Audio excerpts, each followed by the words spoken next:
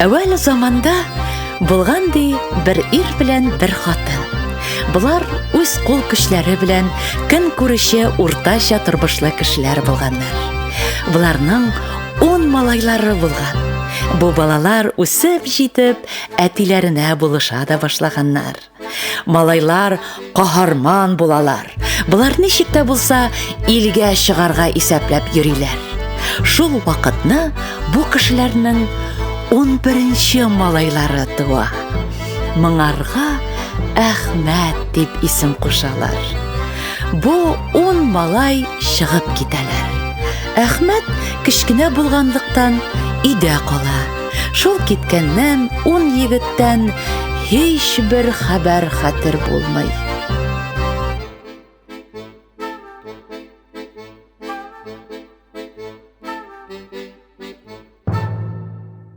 Беренче Әхмәт үсә. Бу бик иркә, бик шаян малай була. Тирә-юндәге малайларны да кыйнап йөри башлый. Моңар бер көнне картлар әйтәләр. Син диләр, абыйларыңа караганда да каһарманрак булдың диләр. 11нче Әхмәт эченнән генә минем абыйлар булган микән ни дип уйлый. Бер көнне уеннан кайта да әнисеннән сорый. Әни, минем абыйлар бар идеме? Әнисе әйтә. Юк улым, синең абыйларың булмады ди. Әйтер иде, бу да абыйлары кебек чыгып китәр дип курка. 11нче Әхмәткә 15 яшь тула. Бу абыйларына караганда да гәүдәгә таза, бик көчле булып үсә. Бер вакыт кайта да әнисеннән зур үтенеч белән сорый башлый. Әней, бәгырем, син миңа зинһар әйт. Минем абыйлар булган бит. Син миңа нигә әйтмисең? Әгәр дә алар булганнар икән, алар кемнәр, нинди кешеләр?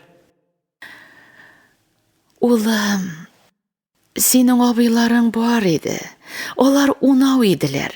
Кеше абыеңа 8 яшь тулган вакытта, олы абыең барсын да ияртте дә алып чыгып китте. Алар чыкканга 15 еллап вакыт узды.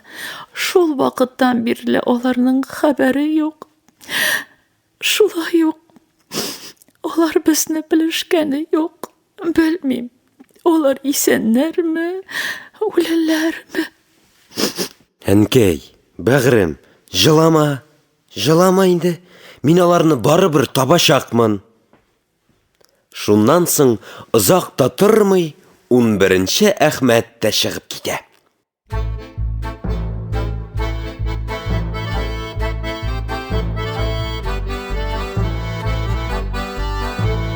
Иннән ашау эшеләр бик аз ала. Бу кыш йомыркалары табып, хәер сорашып, тамагын шулай туйдырып йөри. Күп вакытлар үтә, айлар үтә, еллар үтә. Озак вакытлар йөргәч, бу килеп җитә бер кара урманга. Кара урманга килеп кергәч, төн була. Җегет үзенең йөрәгенә, көченә таянып, ни булса булыр, кайчан булса да үлем бер булачак дип, юлын дәвам итә. Бара торгач, еракта бер ут шәүләсе күрә. Утка барып җитә, анда була бер зур гына сарай.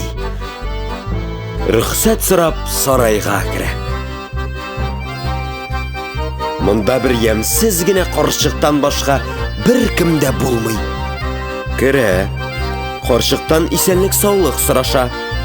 Әбей, син кем буласың? Без җен нәселеннән булабыз. Син кем нәселеннән буласың? Мин Адам нәселеннән. Син Адам нәселеннән булгач, монда ялгыш кергәнсең. Ялгыш булмас, әбекәй. Мин керер урын тапмадым. Ут шәүләсе күренгәч, сезгә кердем. Алайса, моннан исән чыгуың икеле. Ни өчен булай дип әйтәсең? Минем бик усал 11 малайым бар. Алар кайтсалар сине эзгәләп бетерәчәкләр. Көлмәлә бекәй, минем кем икәнемне белми торып үтермәсләр. Шулай итеп, әбидән ашарга сорап, әбинең малайлары кайтуына күп кенә итеп ашарга пешереп торган вакыт була әбинең. Әби ашарына китерә. Туймадым ди Әхмәт, тагын сорый. Әби китергән сайын тагын сорый. Туймадым ди. Әбинең күп кенә аш суын ашый да, аннан соң йокларга ята. Бу тәмләп кенә йоклап яткан вакытта таң аткач карчыкның малайлары кайтып керә. Карчыкның кеше малае әйтә: "Әни, нинди әдәмисе бар?" Бер юлаучы керде. Әйдәгез, без аны суеп пешерик. Кем икәнен белмичә торып, улым, безгә моны үтерергә ярамый. Бәлки ул безгә файдалы кеше булып чыгар. 11-нче Әхмәтне йокысыннан уяталар. Ул исәнлек саулык сораша, үзе эченнән генә: "Булар минем абыйлар түгел микән?" дип уйлый. Карчыкның әйткән сүзе исенә төшә дә, "Булар җиннәр нәселеннән бит" дип уйлый. Шулай итеп, Әхмәт булар белән сөйләшә башлый. Әхмәт булардан сорый: "Сез ни эш белән гомер итәсез?" Biz тамак туйса, бүтән нәрсә өчен көйсезләнмибез, ләкин безнең бер теләк бар. Шуңарга ирешә алмыйбыз. Ул нинди теләк? Менә моннан ерак түгел бер җирдә бер патша бар. Ул патшаның 11 кызы бар. Шул патшаның кызларын алуда безнең теләк. Ул патша кызларын алырга безнең кешебез җитми. Ул патша торган шәһәрдә 10 әдәм егете бар. Аларның да шул патша кызларын аласы килә. Без шул 10 әдәм егете белән һәр вакыт сугышабыз. Мин сезгә ул патша кызларын алу юлын табармын. Сез миңа ирек бирегез. Әхмәттән бу сүзләрне ишеткәч, җеннәр бик шатланышалар. Әхмәтне ни эшләтергә белмиләр. Ашаткач, ишеткәч, Әхмәттән сорыйлар: Карале, ул шәһәргә бару өчен сиңа ниләр кирәк булырсың, а? Сез миңа күп кенә акча бирегез, парад җигеп китерегез. Мин ул шәһәргә барып, 10 әдәм егетенең көлен күккә очырып кайтам.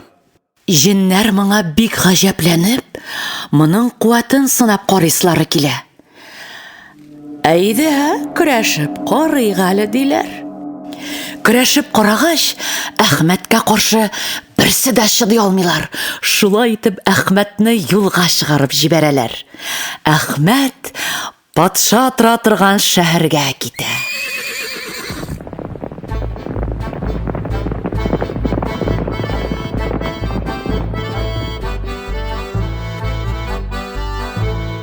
Минем абыйлар шунда булыр дип ышанып ук бара. Шәһәргә бара, аты үз янында, акчасы күп. Шәһәргә кереп, абыйларын эзли башлый. Очраган бер кешедән бу шәһәрдә 10 егет тормыймы дип сораша. Шунда берәү әйтә моңа: Улым, менә шунда шәһәр читендә бер өй булыр. Аның капкасы, кыймасы булмас. Син туры гына шунда барып кер. Әхмәт әлеге йортны эзләп барып керә. Керсә, өйдә бер кеше утыра. Исәнлек саулык сораша. Исәнмесез? Монда кемнәр тора? Без монда 10 кеше торабыз. Безнең хатыннарыбыз да юк, әти-әниләребез дә юк. Сез кайсы илдәнсең? Без кайсы илдән икәнебезне дә белмибез инде. Без бер әнидән 10 малай туганбыз. Иң кешеләре менә мин булам. Абыйлар эштә әле. Ә син кайсы илдән? Абыйларын кайткач әйтермен. Мин сезне бик күп заманнар эзләп килдем.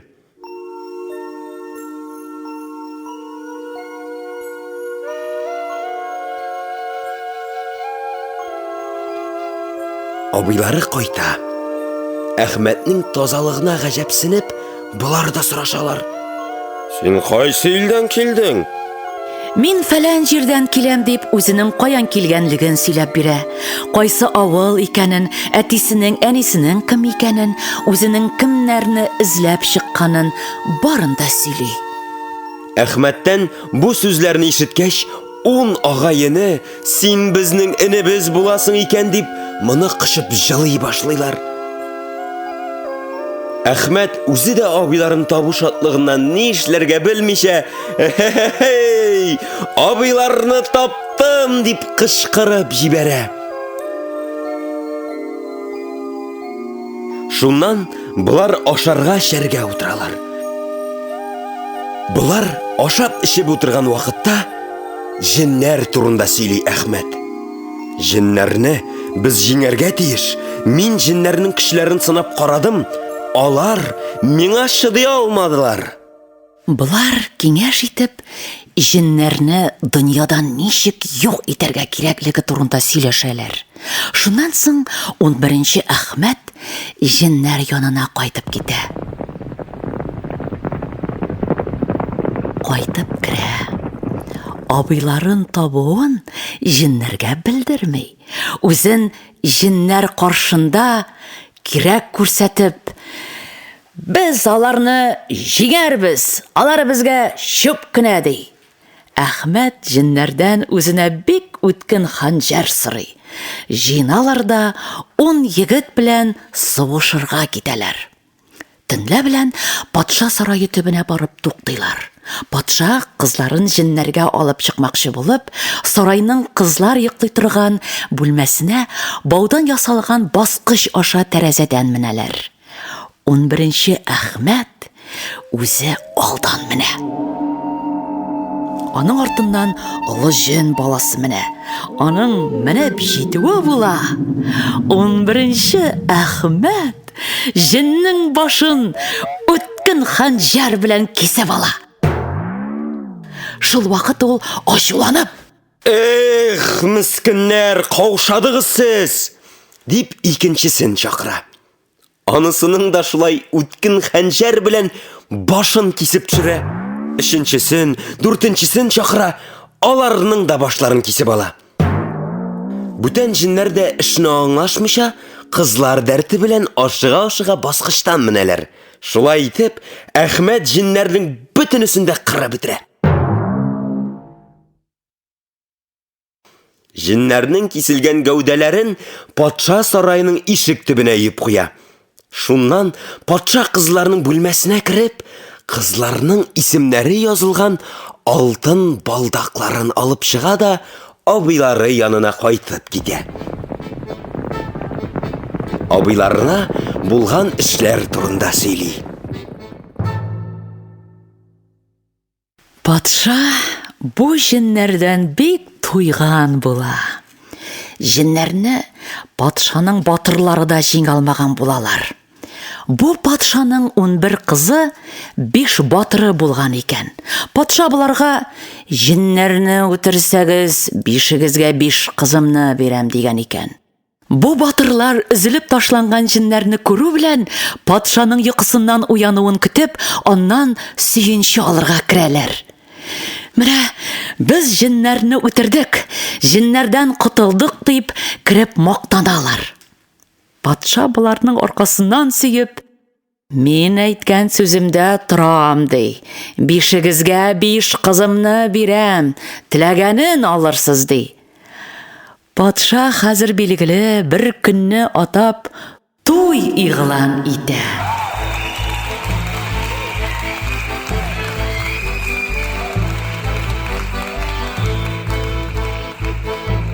Аягына йөри алырдай кешеләр, картлар, карчыклар, ирләр, хатын-кызлар, балалар барсы да туйга килсеннәр дип белдерә. Туй көне килеп җитә. Төрле җирләрдән патша кызларының туена җыелалар. Патшаның батырлары алдыңғы сафта утыралар. Хәзер мәҗлес халкына әйтә патша. Я, минем газиз халкым, килми калган кешеләре юкмы? Патша әфәнде, безнең шәһәр читендә тора торган 10 эшче бар, алар күренмиләр. Патша бер илче җибәрә. Булар килмиләр. Патшаның шундый зур туйы икән, патша безне ат белән килеп алсын дип җавап җибәрәләр. Патша бу сүздән хәтере калып, куркытып китерү өчен үзенең 10 гаскәрен җибәрә.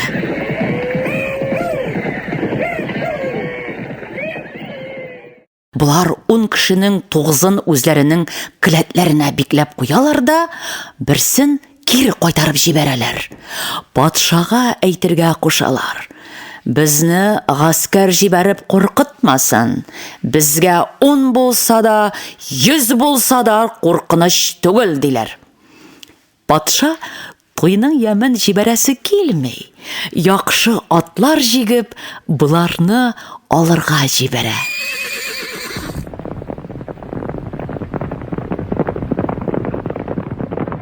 Булар килгәч, патша сырый халыктан. Я, газиз халкым, килмичә калган кешеләре юкмы? Килмичә калган кешеләр юк инде. Шуннан соң патша туй мәҗлесен ачып җибәрә. Мәҗлес башында әйтеп уза. Туйның вакыйгасы булай.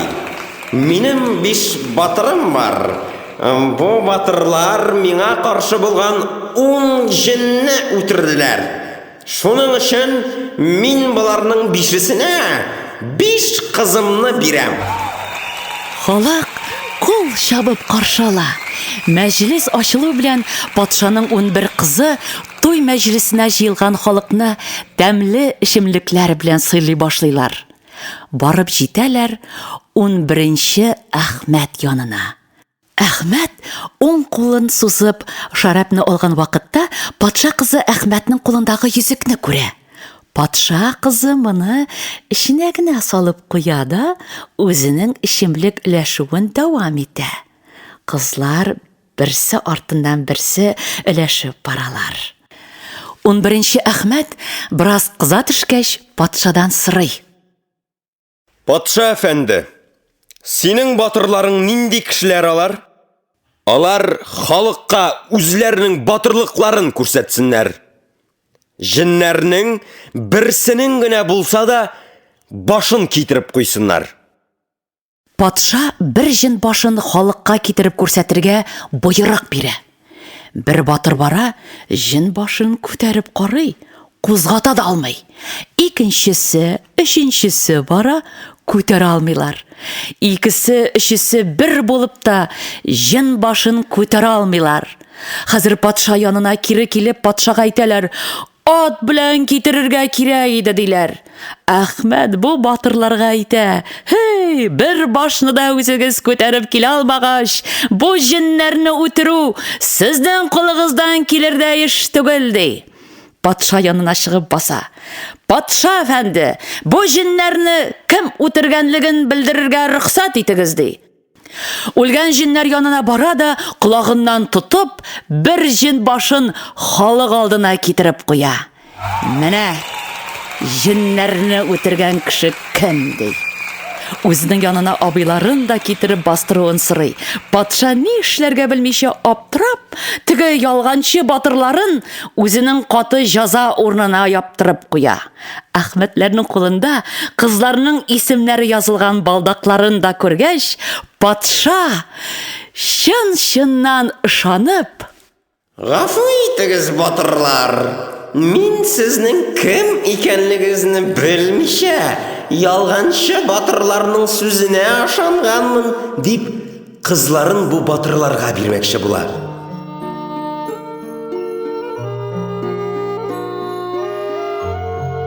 Туй мәҗлесен бу батырларга багышлый.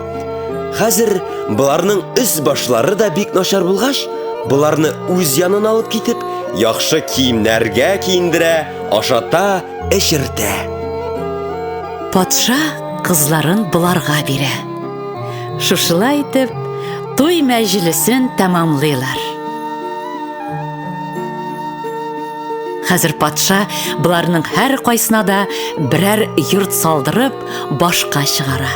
Кече кызы белән 11-нче Әхмәтне үзе янында калдыра. Көннәрдән бер көнне 11-нче Әхмәт күңел ачасы килеп, мылтык алып, эт ияртеп, үзе белән хатынын алып ауга чыга.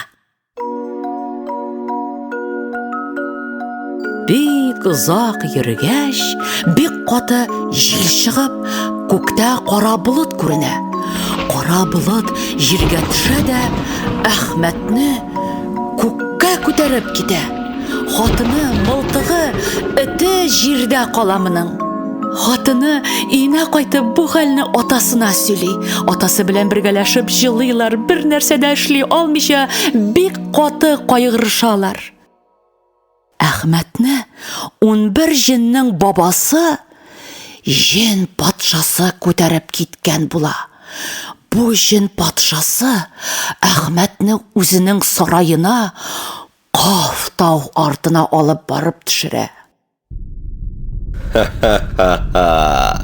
Я, Әхмәт, эләктеңме минем кулга? Мин сине күптәннән көткән идем. Шул вакыттан алып, карт җен Әхмәтнең аягына, кулына тимер бугаулар сала. Аны бер каяда чыгармый, сарайда гына асрый. Бу җен патшасы Кояш патшасына гашыйк булып, матур кызны кулга төшерә алмый йөри икән. Кыз искиткеч матур булып, беркемгә дә күренми икән. Кояш патшасы үзенең кызын беркемгә дә бирми икән. Шул Кояш патшасының ерак түгел бер җирдә Алмаз патшасы бар икән. Кояш патшасы әйтә икән: кем дә кем шул Алмаз патшаның алтын тояклы атын китереп бирсә, кызымны шуңа бирәм дигән. Җен патшасы бу алтын тояклы атны урлап китәргә йөрсә дә, урлый алмый икән. Көннәрдән бер көнне бу җен патшасы серне Әхмәткә ача. Әхмәт, әгәр шул Алмаз патшасының алтын тояклы атын урлап бирә алсаң, мин сине азат итәм ди. Әхмәт чыгып китә.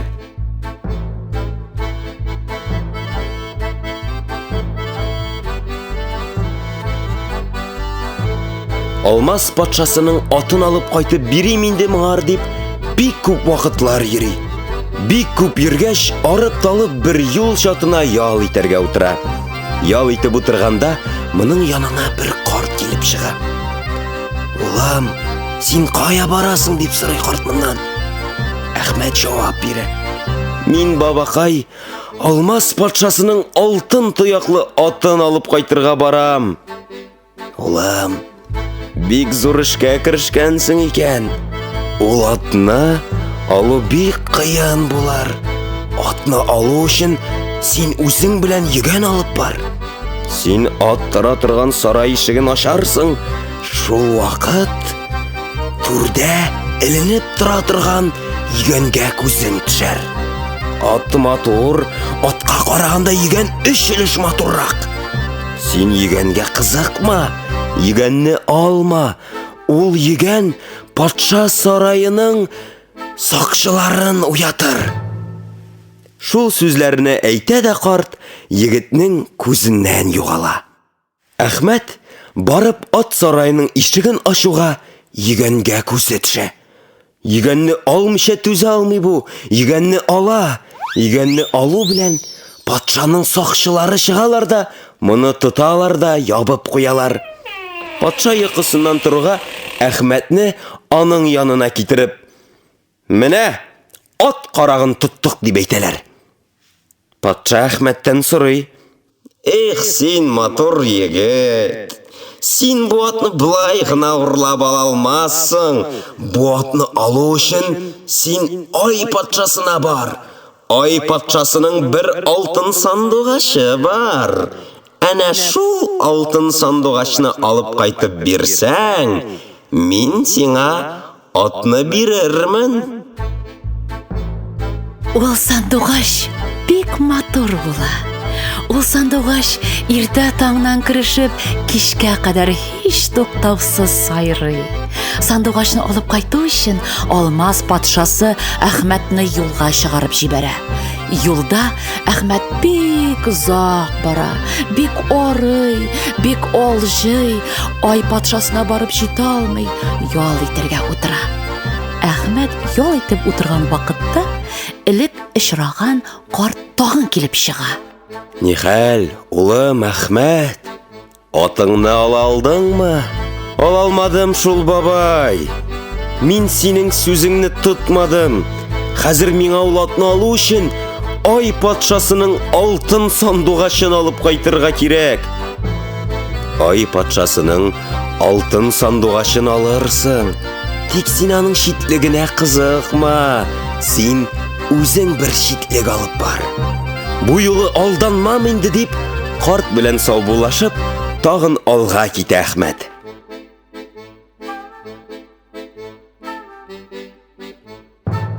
Ай патшасына барып җитә. Төн булганын көтеп торып, алтын сандугач янына керә. Алтын сандугачны тотып алып, үзе алып килгән читлеккә яба да алып кайтып китә. Юлда сандугач телгә килеп Әхмәт белән сөйләшә башлый. Әхмәт, мин синнән калмыйм инде. Әхмәт сандугачны Алмаз патшасына тапшыра да, Алмаз патшасыннан алтын тояклы атын алып, тагын юлга чыга. Әхмәт атланып кайткан вакытта, ат та телгә килеп Әхмәткә әйтә: Мин синнән калмыйм инде. Шулай итеп, булар кайталар. Бер-ике көн үткәч, сандугач Әхмәтнең артыннан куып җитә. Шулай итеп, Әхмәт алтын сандугачны да, алтын тояклы атны да алып, Кояш патшасына килеп җитә. Кояш патшасына кайтып җитә дә, атны тапшыра. Кояш патшасыннан бер ат җиктереп, патшаның кызын үз янына утыртып, тагын кайтыр уңайга чыгып китә. Булар кайткан вакытта кыз телгә килә. Син, Әхмәт, синең белән бергә булу нинди күңелле булыр иде миңа. Шулай шул, ди Әхмәт. Кызның җен патшасына булачагын әйтми әле. Кызның күңеленә авырлык китерми. Байтак вакытлар кайтканнан соң, әлеге Алмаз патшасы кулында калган алтын тояклы ат та Әхмәт артыннан куып җитә. Әвәлге карт тагын Әхмәткә шырый. Сез, Әхмәт, җитәрсез юл чатына. Уңга кирсәгез уңарсыз, сул як юлга кирсәгез бик зур авырлыкларга очрарсыз. Шул сүзләрне әйтә дә югала карт. Булар сүзгә маугып кайту белән юлны хәтерләмәгәннәр. Барганнар да барганнар. Бер вакытны арып талып ял итәргә утырганнар. Ял итәләр. Ял иткән вакытта Әхмәт йокыга китә. Үзе йоклаганда аның бар нәрсәсен алып китәләр. Әхмәт йокысыннан акылсыз кеше шикелле булып уяна. Үз-үзе белән сөйләшә башлый. Бу нинди эш бу? Өнемме, төшемме бу ди? Кая барырга белми аптырап кала. Ул аптырап торган вакытта элек очраган карт тагын килеп чыга. Эх, улым Әхмәт, Әхмәт.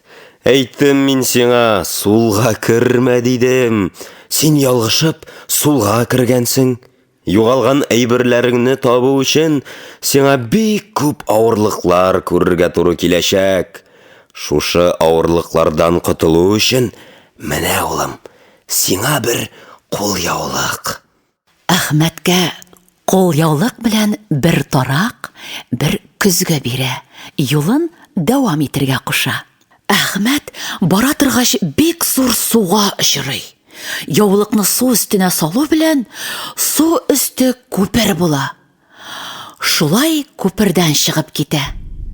Моның әйберләрен дию пәрие алган була. Әхмәт бу дию пәриенең йоклап яткан вакытына барып җитә. Аңар-моңар карамый, атны, кызны, сандугачны алып, тагын кайту юлына чыга. Бераз вакыт үткәч, моның артыннан тузаннар туздырып, дию пәрие килә. Дию пәриенең килгәнен күрү белән бу таракны юлга ташлый. Шул вакыт тарак зур урманга әйләнә. Дию пәрие урманга килеп беләгә дә урманнан үтеп чыга алмый. Тәннәре яраланып бетә. Ул вакытта Әхмәт бик күп юл алган була. Дию пәрие урманны да үтеп китә. Тузаннар туздырып, Әхмәт артыннан һаман да килә. Әхмәт көзгене юлга ташлый. Көзге дулкынланып торган бик зур диңгезгә әйләнә. Дию пәрие шул диңгезгә кереп бата. Әхмәт элеккечә үзенең юлын дәвам итә. Шулай бара торгач, җен патшасына кайтып җитәргә дә ерак калмый. Әхмәткә ни уйласа да, кызга серне ачарга туры килә бит инде. Кызга әйтә бу: "Син ди, җен патшасына булачаксың бит", ди. Кыз мискенкәй җылый башлый. Нигә мине алдап алып кайтасың? Әхмәт җен патшасына кызны алып кайтып тапшыра. Шулай да кызның егет белән бәйләнеше өзелми. Җен патшасы кызны күз алдына тотар өчен генә алып кайткан була. Әхмәткә әйтә җен патшасы: "Мин сине коткарам хәзер. Мин синдә хезмәтче булып кына калыйм." Әхмәт җен патшасында хезмәткә кала. Кыз белән Әхмәт ничек тә җен патшасын үтерергә уйлыйлар.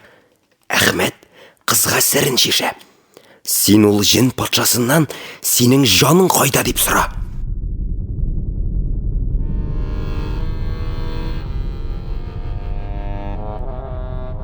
Көннәрдән бер көнне җен карты кайтып кергәч, кыз картка үзене бик ачык йөзле, якты чырайлы итеп күрсәтә.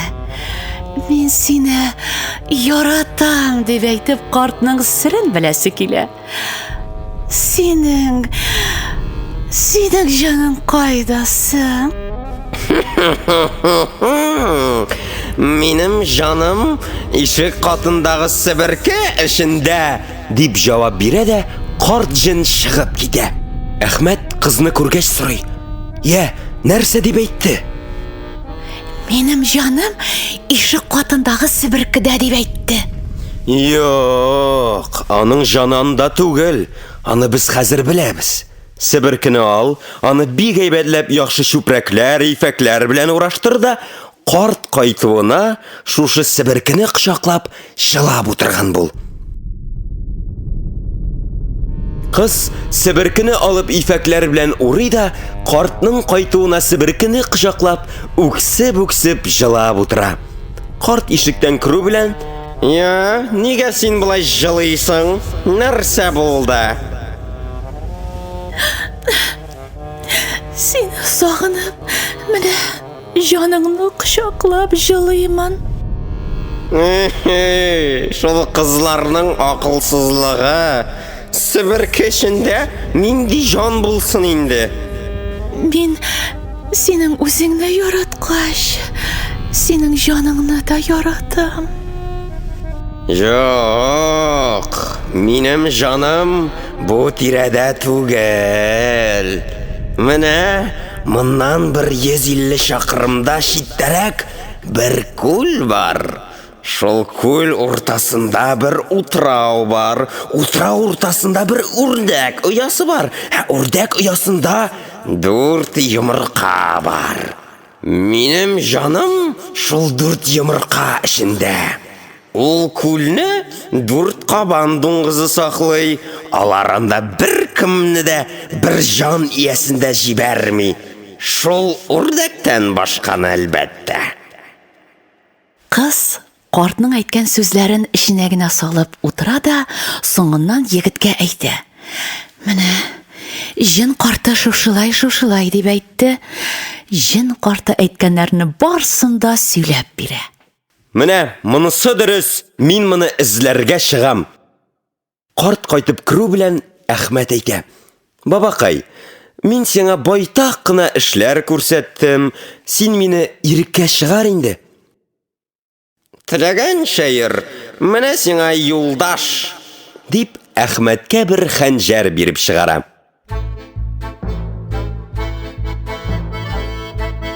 Егет 3 көн киткәннән соң Җен карты әйткән күл буена барып җитә. Күл буенда сарык көтүләп йөрүче бер карт көтүчене күрә.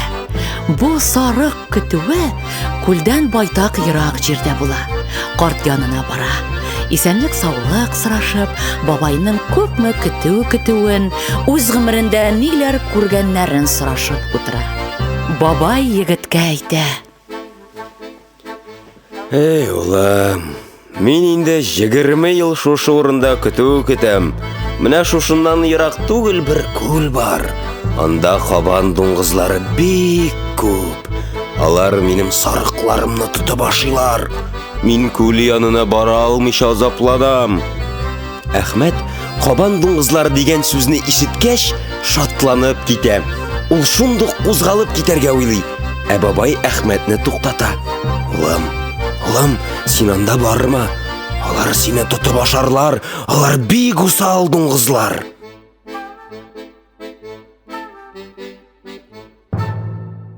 Шулай да Әхмәт бабай белән саубуллашып, үлсәм-нитсәм дип бәхилләшеп кузгалып китә. Бабай аның артыннан кайгырып кала. Эй, нинди матур егет, харап итәрләр үзен дип уйлый бу. Әхмәт күл буена барып җитә. Әхмәтнең дөнья батыры икәнен кабан дуңгызлары да күптән белгән икән. Әхмәт янына камышлыклар, сазлыклар арасыннан акрынлап килеп чыгалар булар. Көрәшеп карарбыз, Әхмәт диләр булар телгә килеп. Шулай итеп булар көрәшә дә башлыйлар.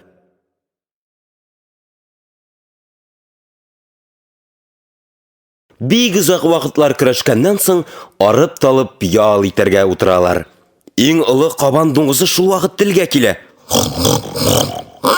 Әгәр дә миңа яз көне кар астыннан чыккан имән шикләвеге булса, мин сине 1 сәгать эчендә юк итәр идем.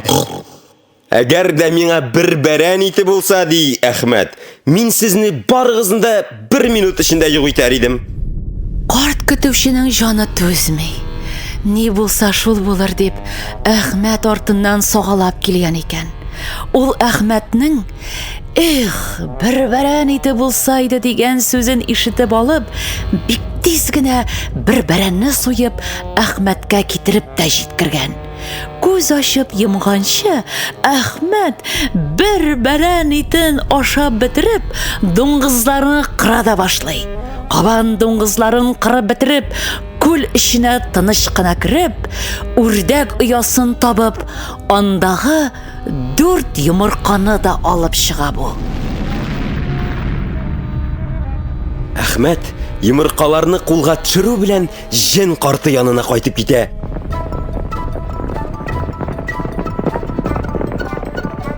Игә кайтып керү белән эләктең Җен, хәзер синең җаның минем кулда дип кычкыра. Шул вакытта Әхмәт Җен картының 2 җанын, 2 йомырканы алып идәнгә бәрә. Карт хәлсезләнеп бик авыр сырхау була. Әхмәткә ялына, ялвара башлый. Тимә, Әхмәт улым, 2 җанымны бетердең, инде 2сен генә булса да калдыр. Мин сиңа мәңге тимәм. Мин сине үтерәм, дип йомыркаларны кулында тотып, Җен патшасын тагыдан ныграк ялындыра башлый Әхмәт. Картка хәзер кызны, алтын тояклы атны, сандугачны, үзен кайсы илдән килгән булсалар, һәрберсен аерым-аерым шунда илтеп ташларга куша. Карт буларның барысын да үз илләренә илтергә була. Әхмәт улым, мин сине үз илеңә илтеп төшерсәм, син миңа җаннарымны кире бирерсеңме? Бирермен, ди Әхмәт. Күзләрен йомып ачса, ни күзе белән күрсен? Әхмәт хатыны белән ауга чыккан җирендә күл буенда йөри икән. Шуннан соң Әхмәт җингә кире кайтып китәргә кушкан. Җин җаннарын сорап ни хәтле ялынса да, ул җингә җаннарын бирмәгән. Җин булар яныннан китеп бераз вакыт үткәннән соң, Әхмәт йомыркаларның берсен икенчесенә бәреп ваткан да, җин шунда ук юкка чыккан.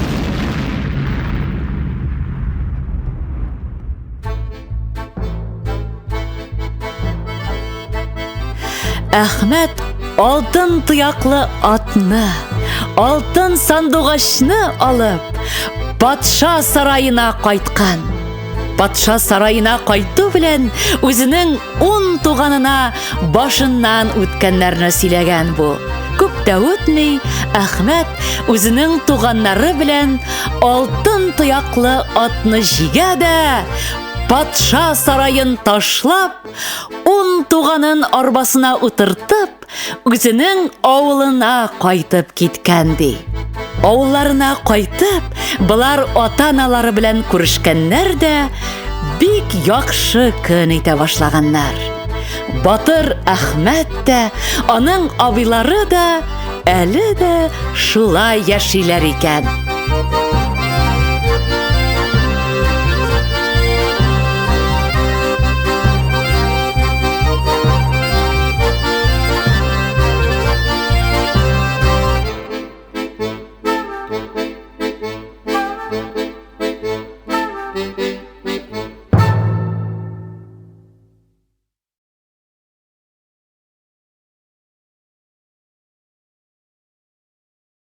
Аю белән хатын.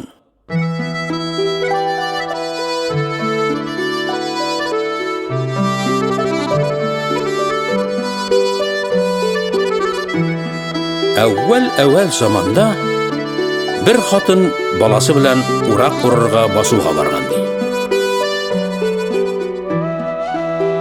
Ул урак ура башлагач ук, аның янына бер олы аю килгән ди.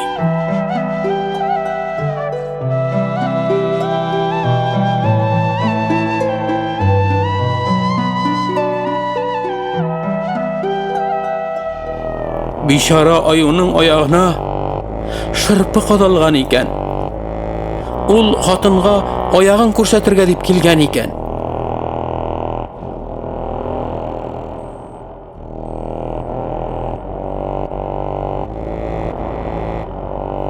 Хатын аюны кысканып, аягыннан шырпысын тартып алган ди.